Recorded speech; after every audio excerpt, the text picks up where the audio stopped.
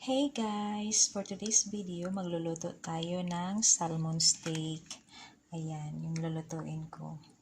Pang dinner at ito yung gagamitin ko na seasoning. Nor seasoning liquid at saka bulgogi sauce. Ayan, pang Chinese na sauce. Gagamit ako ng kikuman at unagi sauce.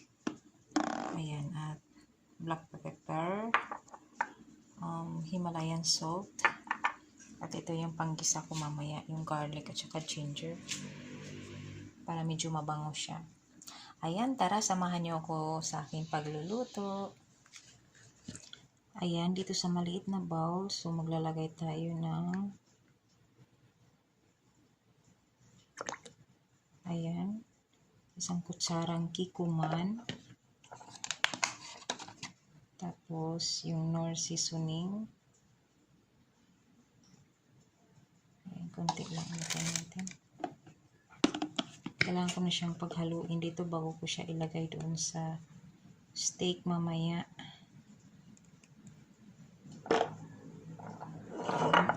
Unagi sauce. Tapos, lagyan natin ng bulgogi sauce.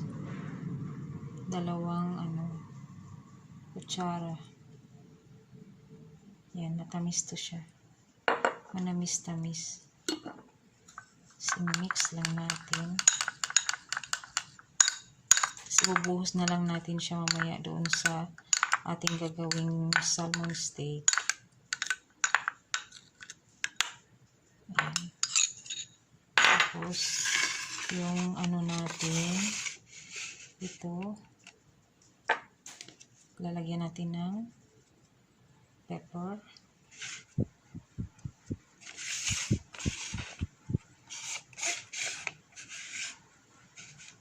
Hindi ko maano kasi yung camera masyado malapit. Ayan siya. Wala kasi akong tripod.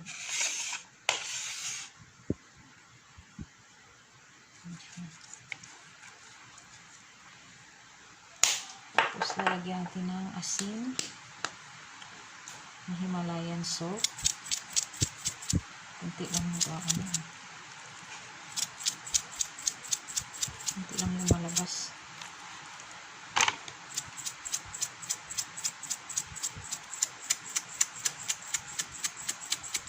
Ay, may lumalabas naman siya guys. Tingnan natin dito. Kasi medyo timplado na yung sauce na ilalagay natin mamaya. So, ready to cook na.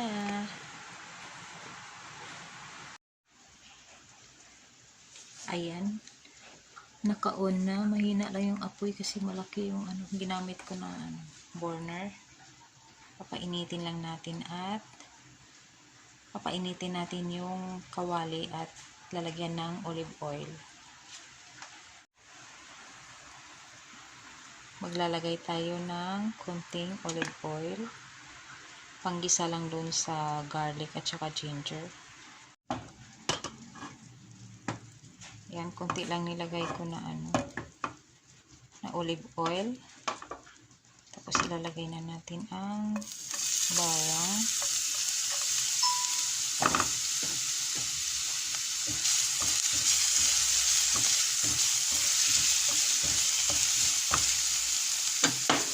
Tapos isunod natin ang ginger.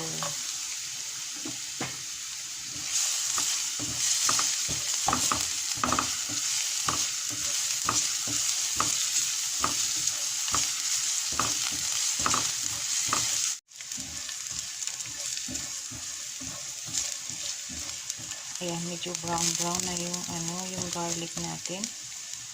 Ilagay natin ngayon ang ating salmon.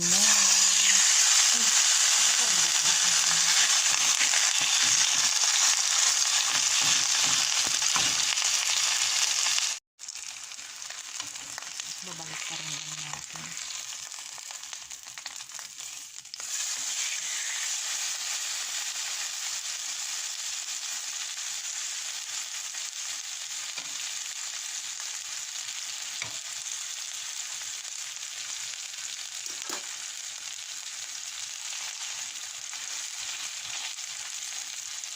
Ang pagluto nito guys, kailangan mabilis lang para hindi siya malambot siya.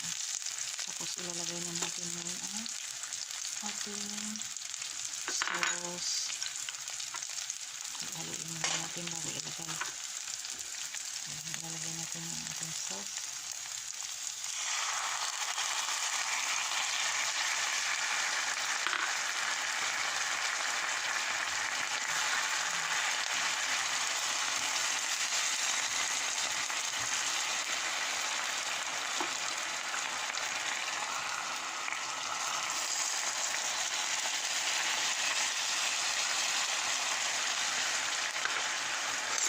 Mabilis lang ang pagluto ng salmon.